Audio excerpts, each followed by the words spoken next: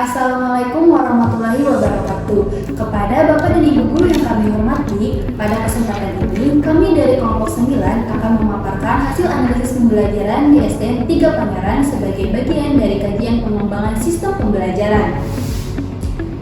Presentasi ini disusun dan dilaksanakan oleh kami jurusan Teknologi Pendidikan, Fakultas Keguruan dan Ilmu Pendidikan Universitas Lambung Mangkurat yang terdiri dari 5 orang anggota, yaitu saya sendiri, Ratifa, dan Ahmad Sarif, Celiadil Askia, Nur Sipa, dan Aryas Maulia.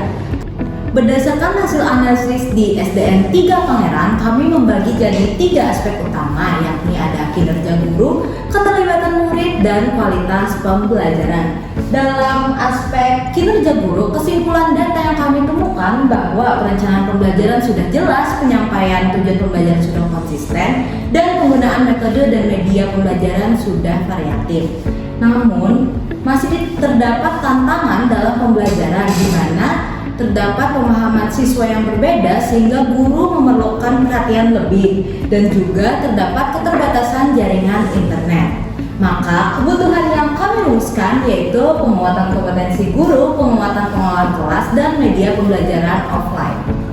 Lalu aspek yang kedua yaitu keterlibatan murid. Berdasarkan hasil data yang sudah kami temukan bahwa siswa sudah menunjukkan antusiasme dan partisipasi yang aktif. Akan tetapi pembelajaran cenderung menurun ketika bergantung pada jaringan internet yang tidak stabil dan dipengaruhi oleh cuaca. Oleh karena itu, kebutuhan yang kami rumuskan yaitu kebutuhan akan media pembelajaran interaktif. Yang kedua, strategi aktivasi keaktifan siswa yang tidak bergantung pada teknologi, dan yang terakhir, lingkungan belajar yang adaptif. Lalu, aspek yang ketiga yaitu kualitas pembelajaran. Secara umum, kualitas pembelajaran sudah berjalan baik dan selaras dengan tujuan pembelajaran.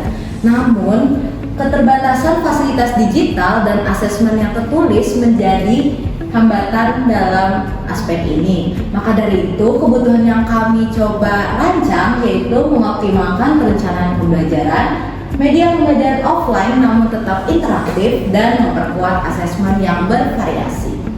Baik, berdasarkan temuan tersebut, kami merekomendasikan penerapan strategi diferensiasi pembelajaran berbasis scaffolding. Nah, strategi ini memberikan pendampingan bertahap sesuai kemampuan siswa, sehingga siswa yang membutuhkan bantuan tetap terbantu tanpa menghambat perkembangan siswa lainnya. Nah, jadi dari produk yang kami rekomendasikan sendiri, di sini bisa langsung Bapak Ibu sekalian scan, ataupun kami juga menyediakan dalam bentuk cetaknya, yaitu dalam bentuk model ajar dengan strategi diferensiasi scaffolding. Selanjutnya, analisis data instrumen awal pembelajaran. Pada asesmen awal, instrumen yang digunakan berupa tanya jawab lisan dan lembar kerja peserta didik. Hasil asesmen dapat dimanfaatkan untuk merancang strategi pembelajaran yang sesuai. Lalu, kebutuhannya adalah lembar kerja peserta didik, asesmen diagnostik. Selanjutnya, asesmen instrumen formatif. Asesmen formatif dilakukan melalui pertanyaan reflektif dan penugasan kelompok, karena dengan bentuk tes instrumen asesmen yang sudah sesuai dengan RPP dan modul ajar. Untuk menambah makna pembelajaran yang berfokus pada siswa, maka kami merasa asesmen ini memerlukan lembar kerja peserta didik, asesmen formatif. Lalu yang terakhir ada instrumen asesmen sumatif. Asesmen sumatif dilaksanakan melalui penugasan kelompok berupa pembuatan produk seperti poster. Hasil asesmen sumatif dapat dimanfaatkan untuk menentukan nilai akhir siswa sekaligus pendeskripsian pencapaian kompetensi pada tujuan pembelajaran. Bukti tes dan instrumen asesmen yang digunakan sudah sesuai untuk mengidentifikasi pencapaian kompetensi pada tujuan pembelajaran. Lalu kebutuhan yang diperlukan adalah lembar kerja peserta didik, asesmen sumatif.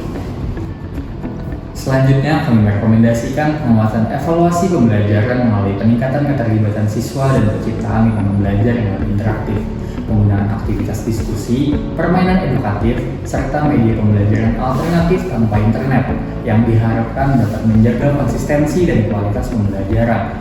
Berikut scan QR rekomendasi produk digital yang kami berikan, dan ini adalah LKPD asesmen diagnostik, formatif, dan sumatif.